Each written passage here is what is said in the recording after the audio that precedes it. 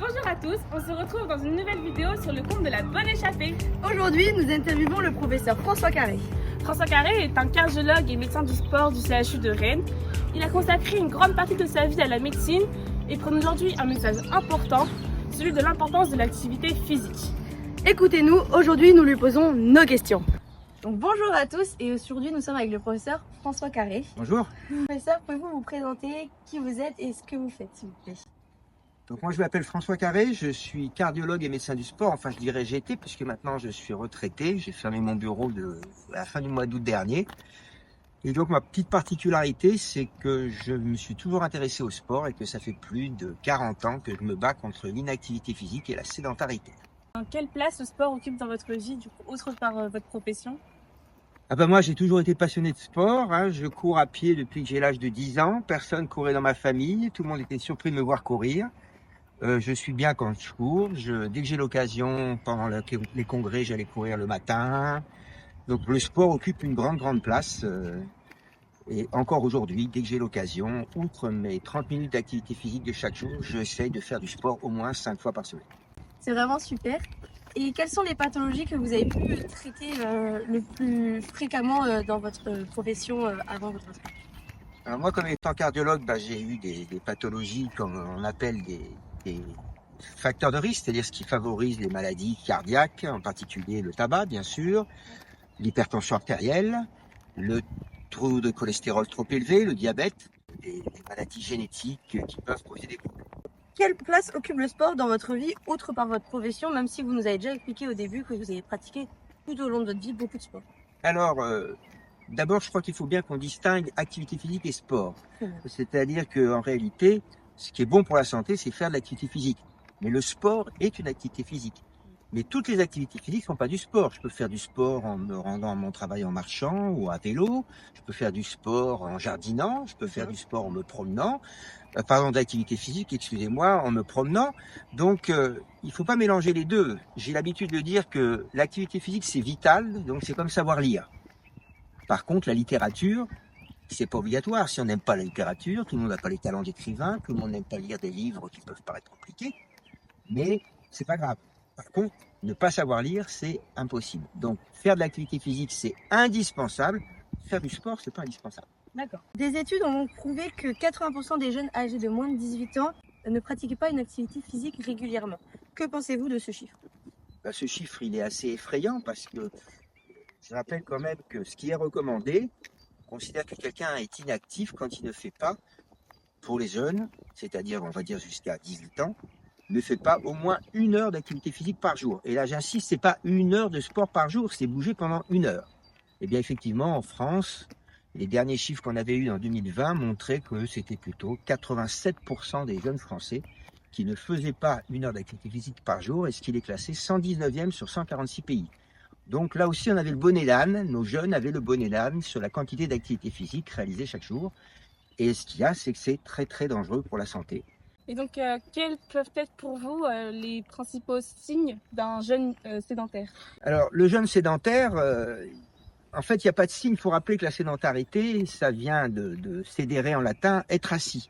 Donc, en fait, le temps de sédentarité, c'est le temps journalier, quand je suis éveillé, bien sûr, parce que le sommeil ne compte pas, où je suis assis. Donc, dès que je suis trop assis, je vais avoir des symptômes. Ces symptômes, ils sont très simples. Le terme flemme va très bien, parce qu'en fin de compte, on croit qu'être assis ou couché nous repose. Pas du tout. Pas du tout.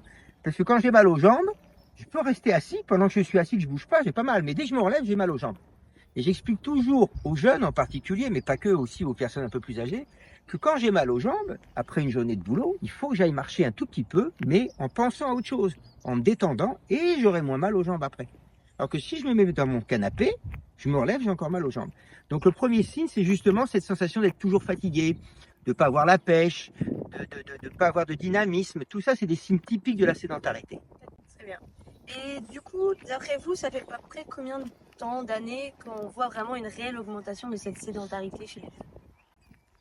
Ah, la sédentarité, ça fait... Alors là, avant, on ne connaissait pas trop les effets de la sédentarité. On se basait que sur l'inactivité physique. Je dirais que vraiment, il y a une baisse de l'activité physique depuis au moins 20 ans. Ça n'a fait que diminuer. Et la sédentarité, là, c'est l'explosion, ça devient exponentiel. C'est-à-dire que C'est affolant quand j'entends des jeunes que j'ai vus de 16 ans qui me disent qu'ils passent 14 heures par jour devant leur écran, de moyenne. Et je me dis, mais comment c'est possible? Donc non, là, ce sont des chiffres qui sont affolants.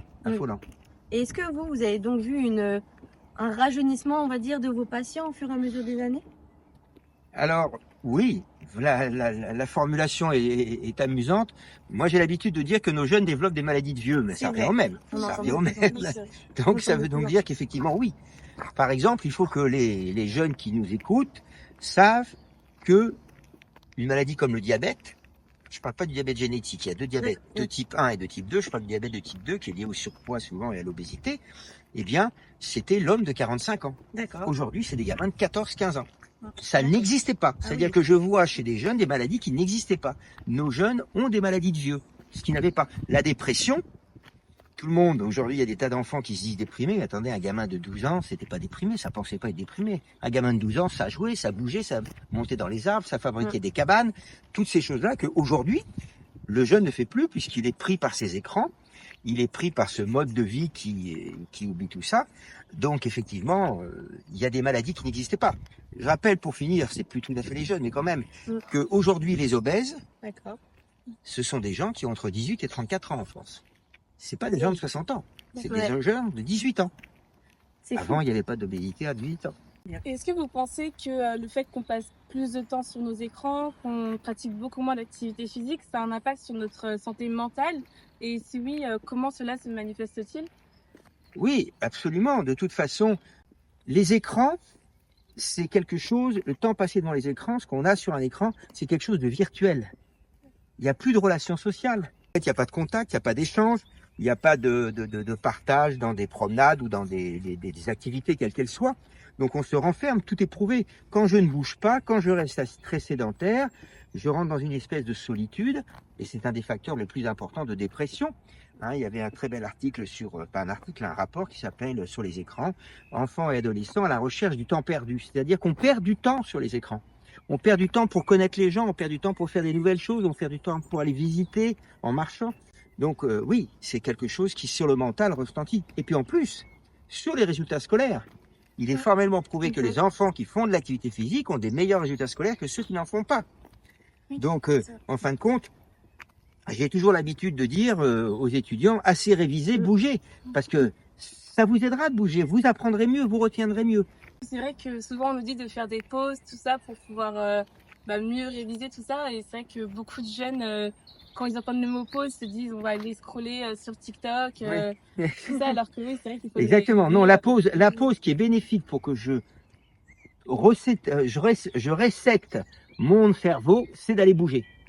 Pas faire du sport, me lever, aller marcher 5 minutes, aller marcher 10 minutes, je sais pas moi, prendre un ballon, taper 2-3 fois, le lancer en l'air, tout simplement. Des choses qui étaient évidentes avant et qui aujourd'hui passent pour quelque chose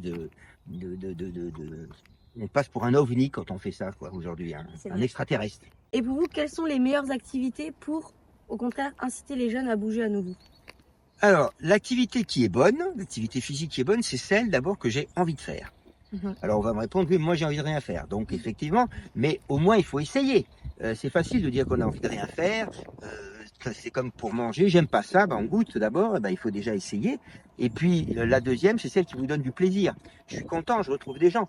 Alors les activités physiques sur les jeunes, je dirais qui sont les plus intéressantes, parce que ce sont celles qui développent le physique, donc le cœur, les muscles, mais aussi qui développent le cerveau. C'est plutôt des activités physiques collectives, c'est-à-dire où on fait des choses ensemble, des jeux physiques ensemble, parce que quand vous faites quelque chose de collectif, vous réfléchissez. Toutes ces activités collectives, avec des vrais amis, me permettent d'avoir le plus grand bénéfice pour la santé. Et que pensez-vous des initiatives qui ont été mises en place dans les entreprises ou dans les écoles pour pratiquer plus d'activités physiques par jour? Alors dans les entreprises, c'est essentiel parce qu'il y a 3 hauts lieux de la sédentarité. Le premier, c'est la maison. Bon. Malheureusement, les parents, et je ne jette pas la pierre aux adolescents et aux enfants, les parents, les adolescents, les enfants copient souvent ce que font les parents. Donc déjà, il faut que les parents prennent conscience qu'il faut aider les enfants. D'ailleurs, quand un gamin me dit « j'ai la flemme, je déprime et je m'ennuie », ça veut dire au secours, d'une certaine façon. Donc dans les deuxième au lieu, c'est l'école, le milieu éducatif. Oui. L'école française est très mauvaise pour l'activité physique. Elle ne considère pas l'activité physique comme quelque chose d'important. Au contraire, c'est une perte de temps pour l'éducation nationale. Et puis troisièmement, le milieu professionnel est aussi un haut lieu de sédentarité, parce que les adultes non plus ne bougent pas en dehors de chez eux. Donc s'ils bougent pas au travail, ils poseront nulle part. Donc oui, toutes les entreprises devraient, moi je rendrais obligatoire un parc à vélo protégé dans toutes les entreprises, une douche pour 50 salariés, et puis une petite salle de gymnastique, d'activité physique, où comme ça tous les gens pourraient aller faire d'activité physique. Oui. Donc c'est essentiel. Sans forcément avoir besoin de se déplacer ou... Pas besoin de licence, pas besoin de Ouais, chaussures, pas besoin de trouver. Par exemple, les salles de pause dans les entreprises, il ne devrait plus y avoir un fauteuil ou un canapé. Je suis assis toute la journée, pour aller me détendre, on me demande de m'asseoir, mais j'y suis déjà toute la journée. Alors pourquoi je vais encore aller dans un fauteuil? Et pour vous, dans le futur, vous avez parlé des parents et des enseignants, ces personnes-ci devraient avoir quel rôle pour justement pour promouvoir une activité physique plus régulière? C'est simple, il faut que, au lieu de dire à un enfant, ah t'es énervé, va jouer dehors, non, c'est, ah t'es bien énervé, tiens, viens, on va aller jouer dehors. C'est pas du tout le même message. C'est-à-dire qu'il faut accompagner, il faut comprendre, il faut se dire, bah oui, je vais me lever 10 minutes plus tôt et emmener mon gamin à l'école en marchant, plutôt que le déposer en toute catastrophe. Et les enseignants, il faut que, en France, je ne mets pas du tout la pression sur les enseignants, c'est les dirigeants de l'éducation nationale qui doivent faire comprendre aux enseignants qu'ils ont un rôle effectivement essentiel.